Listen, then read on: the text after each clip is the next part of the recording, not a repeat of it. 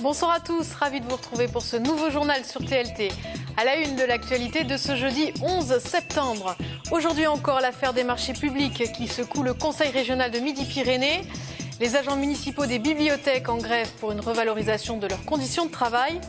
Et un bateau solaire pour profiter de cet été indien en plein cœur de Toulouse. Le soupçon de favoritisme qui plane depuis quelques jours autour de la famille de Kader Arif est au cœur de l'actualité nationale. Le ministre délégué aux anciens combattants n'a pas répondu aux sollicitations des journalistes, mais le Premier ministre Manuel Valls a lui-même pris sa défense, estimant qu'il n'était en rien concerné par cette information. L'affaire fait aussi réagir la classe politique locale. On écoute ce soir Gérard Onesta, conseiller régional de Midi-Pyrénées pour Europe Écologie Les Verts, très mesuré au micro de Jean-Marc Lucas. Alors je prends beaucoup de précautions pour parler de cette affaire. Pourquoi? D'abord parce que je n'en sais que ce que disent les médias, ce qui n'est pas toujours la totalité du dossier. Ensuite parce que ça a été décidé en 2009, et je vous rappelle qu'en 2009 il n'y avait pas d'écologistes au conseil régional, donc nous ne sommes pas à l'origine de ce contrat.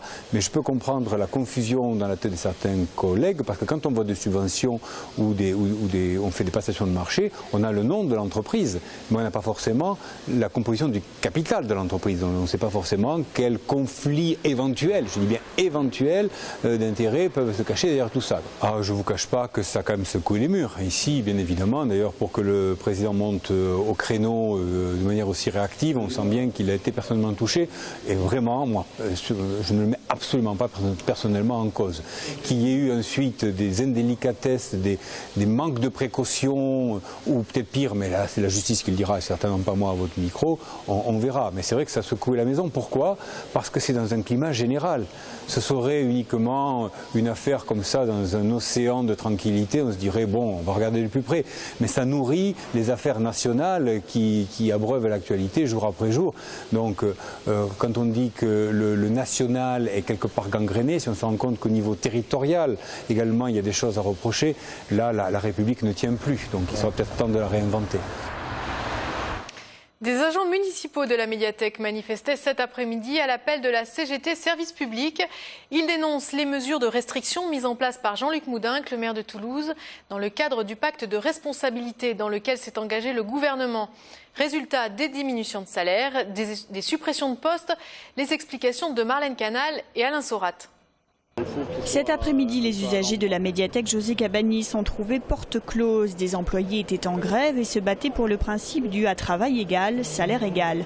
Car selon le personnel gréviste, sur les 400 titulaires que compte la médiathèque, une vingtaine de contractuels subissent depuis le mois de septembre des restrictions budgétaires imposées par l'État et relayées par la ville. Très concrètement, pour un employé, pour quelqu'un qui travaille avec nous depuis des mois, parfois un peu plus, parfois des années, ça signifie pour quelqu'un qui est au bas de l'échelle, qui est au SMIC, une perte de 150 € net tous les mois.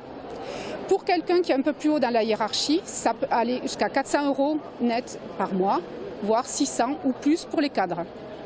Donc aujourd'hui, dans nos services, il y a du personnel. Quand vous rentrez dans une bibliothèque, vous allez rencontrer du personnel qui pour la plupart est titulaire, mais pour certains sont contractuels. Tous vont assurer les mêmes fonctions, vont donner le meilleur d'eux-mêmes pour un service rendu au public. Et par contre, certains d'entre eux ne sont pas payés de la même façon et sont payés moins cher. Donc pour nous, c'est inadmissible de travailler avec des collègues qui font les mêmes tâches que nous, à qui on demande le même investissement personnel et qui en fait touchent 150 voire 600 € de moins par mois. Et c'est le service tout entier des bibliothèques toulousaines qui serait touché par ces coupes budgétaires. Du coup, pour protester à l'appel de la CGT, des employés ont décidé de se mettre en grève ce week-end, les 13 et 14 septembre, pour les 10 ans de la médiathèque.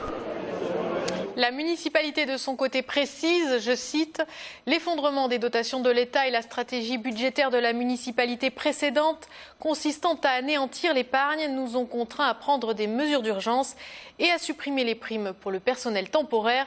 Le personnel permanent n'est lui pas concerné. » Le métronome, à 6 mois déjà, la nouvelle scène toulousaine de musiques actuelles dresse un premier bilan de son activité et présente sa programmation de rentrée.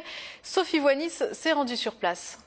Plus de 250 000 personnes se sont déplacées depuis l'ouverture du Métronome pour voir une quarantaine de concerts. Rien que 7 500 personnes accueillies pendant 3 jours lors des portes ouvertes. Le Métronome, c'est avant tout un lieu populaire qui a réussi le pari de s'inscrire en peu de temps dans le paysage culturel toulousain et dans le quartier de Bordeaux-Rouge.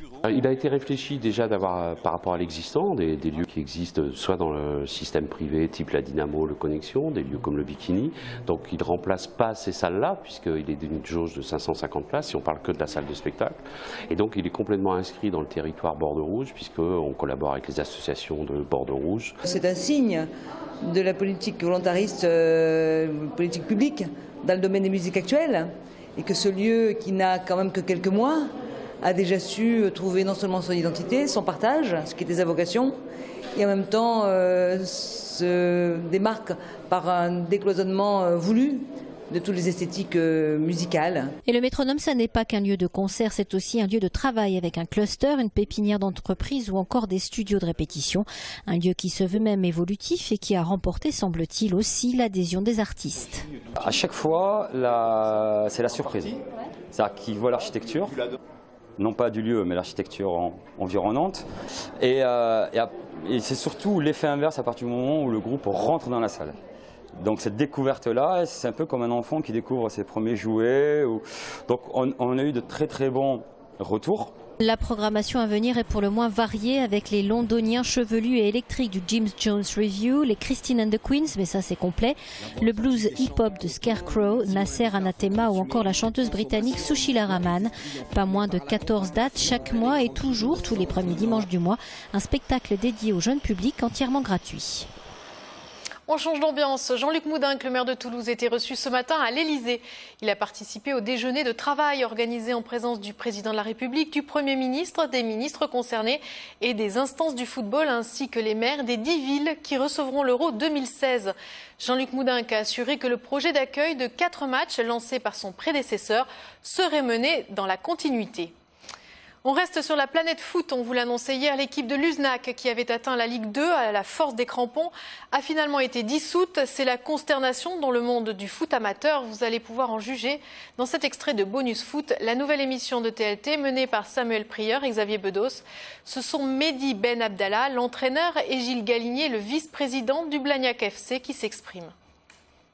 C'est un moment difficile et je pense qu'il restera vraiment ancré à jamais dans la... qui va rester longtemps. Ça va marquer le football amateur. Ouais, moi, exactement. Je peux le dire, ça va marquer le football amateur. C'est un feuilleton qu'on suit tous depuis très longtemps, qui malheureusement se finit de façon tragique. Ça nous laisse un sentiment amer et de se dire que finalement, quand on regarde, il n'y a pas eu trop de mobilisation. Peut-être de mobilisation du football amateur, mais pas trop du football professionnel. Après, on sait qu'à ce niveau-là, chacun défend sa part du gâteau. Donc, c'est un moment très triste, très difficile, mais c'est, je pense, vraiment surtout aux joueurs. Et vous pourrez retrouver l'intégralité de cette émission ce soir à 20h ou 23h15. Les centres culturels toulousains ont présenté cette semaine leur saison culturelle 2014-2015. Spectacle, exposition, l'offre est large pour les 130 000 visiteurs qui s'y pressent chaque année. Danse, musique ou sport, en tout ce sont plus de 1000 ateliers de pratique amateur. Voici quelques temps forts proposés par Marlène Canal. Ce sont près de 500 spectacles par an que les 28 centres culturels toulousains proposent aux habitants de la Ville Rose. Une offre artistique ouverte sur tous les modes d'expression et tous les publics avec une grande place réservée à la pratique amateur. Premier temps fort, Façade, une performance organisée par la maison de quartier de Rangueil le 20 septembre. Je dirais que ce spectacle et cette œuvre qui va voir le jour sur les balcons mérite d'être un focus pour cette rentrée puisque ce sont les habitants qui vont être acteurs, qui vont faire leur théâtre de leur balcon et c'est un travail qui a été fait tout au long de l'année avec eux, de travailler et pour nous, ça c'est aussi une façon de transmettre cette culture à l'intérieur et auprès des habitants. Autre événement, le projet de photographie de l'espace Saint-Cyprien en partenariat avec le marché d'intérêt national de Toulouse. La programmation s'annonce riche grâce à la volonté de maillage avec d'autres festivals. C'est-à-dire le marathon des mots, la novella en cartoon, le travail qui est fait de fond artistique avec le théâtre du Capitole et puis aussi cette année le musée des Augustins dans lequel nous allons travailler autour de leur exposition, je dirais un petit peu un carnet de de voyage que j'appellerais autour de l'orientalisme qui partira dans tous les centres, traverser et faire découvrir à tous les publics le travail de qualité artistique d'une manière très, je dirais, sociale, de proximité. L'accent a également été mis sur 1, 2, 3 en scène, la plus importante programmation jeune public de l'agglomération. Le budget consacré à cette nouvelle saison des centres culturels toulousains est actuellement en discussion. Il doit être maintenu. Et pour ceux qui n'ont pas eu le temps de prendre des notes, sachez qu'une journée portes ouvertes doit être organisée le 20 septembre prochain afin que les Toulousains puissent découvrir l'ensemble de la programmation culturelle de la prochaine saison. L'été n'est pas fini, vous avez pu le remarquer, le soleil est de la partie. C'est l'occasion de continuer à profiter des activités nautiques à Toulouse. Et depuis le mois dernier, sur le pont de l'Embouchure, le premier bateau solaire est disponible à la location. Une façon de se laisser transporter tout en douceur sur les eaux du canal du Midi. Un reportage de Sophie Voinis et Alain Saurat. Voici le premier bateau électrique solaire disponible à la location et qui permet, grâce à l'utilisation de panneaux solaires, de fonctionner en quasi-autonomie. On a un panneau solaire qui produit de l'électricité, qui recharge une batterie. Et cette batterie sert de réservoir, en quelque sorte. Quand on navigue à faible vitesse, le panneau solaire suffit à faire fonctionner le moteur. Il produit de l'énergie, il a de l'énergie de reste qui permet de recharger la batterie pour les moments où, quand on augmente un peu la vitesse, s'il faut passer des courants plus importants ou éviter un autre bateau, si on passe à la vitesse la plus importante, on va puiser dans la batterie cette fois. Pour 2 ou 3 heures d'autonomie avec batterie, elle est cette fois infinie grâce aux panneaux solaires, sous réserve bien sûr de la météo. Coût d'investissement pour la société Navicanal entre le câblage, le panneau solaire et le régulateur de batterie, la note monte à 1 000 €. À terme, l'objectif c'est que ce bateau équipé de panneaux solaires puisse recharger l'ensemble de la flotte pour une complète autonomie de tous les bateaux. Et l'activité semble bien plaire si on en croit ces 2 jeunes femmes. Cette petite balade en bateau, c'est pour peaufiner le bronzage, non? Tout à fait, oui. Non, c'était très agréable. Et puis, on a un peu conduit en zigzag, mais se débrouille mieux que moi. Pourquoi c'est difficile? Non, c'est très facile, mais il y a un petit à-coup à donner. Il faut prendre le coup de main. C'est ça. Combien ça vous a coûté? 20 € l'heure.